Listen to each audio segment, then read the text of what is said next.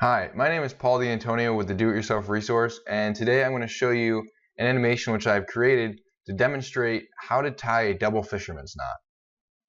A double fisherman's knot is a knot commonly used in rock climbing to join two pieces of rope together.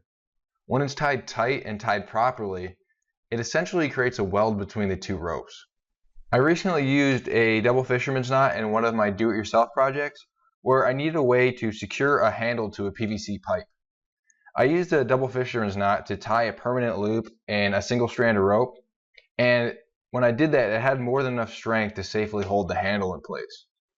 Before we get into the how-to part of the video to show you how to create a double fisherman's knot, I wanted to show you a few characteristic things about the double fisherman's knot that you need to see when you've completed the knot so that you know that it's done properly.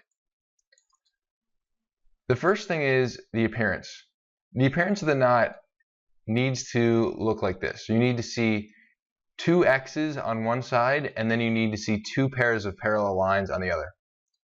When you do the knot, you essentially have two figure eights that you create. They're called double overhand knots. And double overhand knots, you will see on one side that the figure eight crosses in the middle, and on the other side you'll see the end loops of the figure eight. If you don't see this, you definitely tied the knot incorrectly, and you should consider retrying. Watch the video again, make sure you do it right. I don't want anyone to have rope slip on them. So now let's get into the animation portion of the video. To tie the knot, first you want to lay the two pieces of rope parallel to each other. Make sure you give yourself enough slack to create a few loops with your rope and still have extra. Take one strand of rope and begin to form a loop around the opposite piece. Once the first loop is formed, loop around again, making sure that you go around both pieces of rope.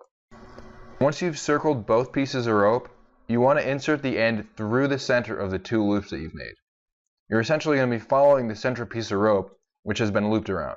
Once you've gotten that end piece through both loops, pull it tightly and make sure that you have that characteristic look described before. Once you do, follow the same procedure for the other side.